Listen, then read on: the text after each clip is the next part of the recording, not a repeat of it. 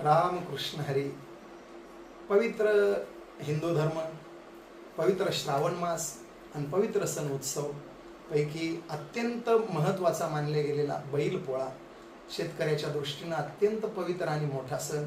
वर्षभर बैलांनी शेतामध्ये शेतकऱ्यासाठी कष्ट करावेत आणि त्याची परतफेड कृतज्ञता म्हणून शेतकरी बांधवांनी बैलपोळ्याच्या दिवशी बैलाचं पूजन करावं, त्यांचा विवाह सोहळा संपन्न करावा, गोड पुरणपोळीचा नैवेद्य त्यांना अर्पण करावा, अशी एक नातं जपणारी ही पवित्र भावना आहे.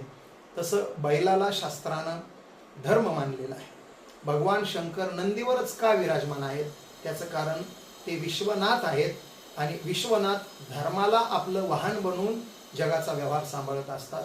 बैलाला धर्म असं म्हटलंय आणि धर्मरूपी बैलाला 4 पाय असतात असं भागवतानंही सांगितलेलं आहे. सत्य, दान, दया आणि पवित्रता ही 4 पाय धर्मरूपी बैलाचे असतात. धर्मरूपी बैलावर विराजमान झालेले महादेव सत्यानं वागतात, दानधर्म करतात, दया करतात आणि पवित्रतेचं मूर्तिमंत ते स्वरूप असतात.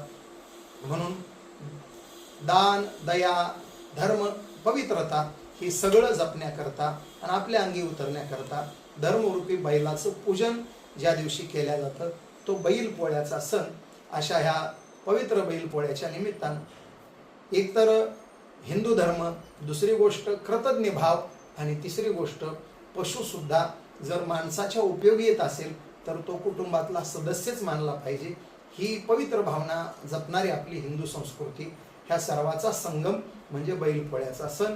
बैलपोळ्याच्या निमित्तानं धर्मरूपी बैलाला वंदन आणि समस्त शेतकरी बांधवांना बैलपोळ्याच्या हार्दिक हार्दिक शुभेच्छा. रामकृष्ण.